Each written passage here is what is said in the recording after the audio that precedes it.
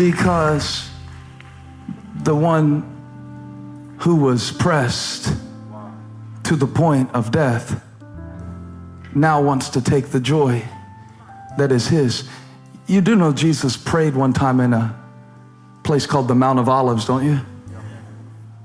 And you have heard that while he was there, he had so much sorrow in his soul that he was pressed to the point where he began to sweat that was like drops of blood. That's a pressing. And that's why he was able to say, y'all, if you're ever going to be able to say that your life is flowing with something important, he was able to quote the prophet Isaiah. Isaiah said, "The Spirit of the Lord is on me. It's on me."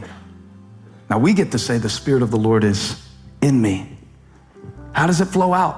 By pressing, by pressing, by pressing, by beating sometimes, beating, just by pressing. I will rejoice. He said, the Spirit of the Lord is on me because the Lord has anointed me. You know how you anoint people? You do it with oil.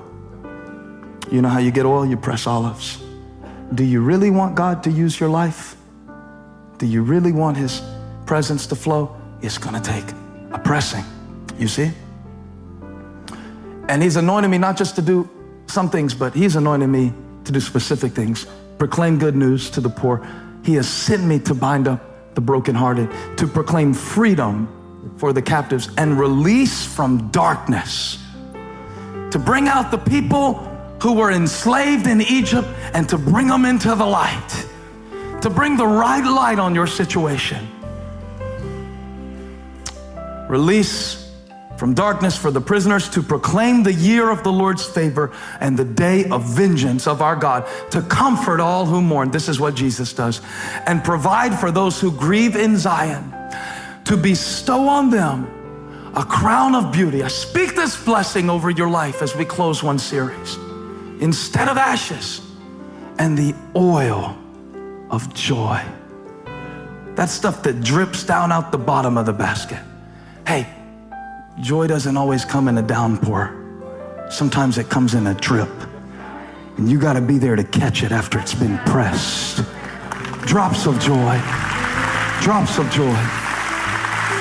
Oh, I believe drops of joy are falling today from the pressings of life. The oil of joy instead of mourning, and a garment of praise instead of a spirit of despair. And they will be called, what's that? Oaks. What you know about oak trees? What do you know about oak trees? What do you know about oak trees?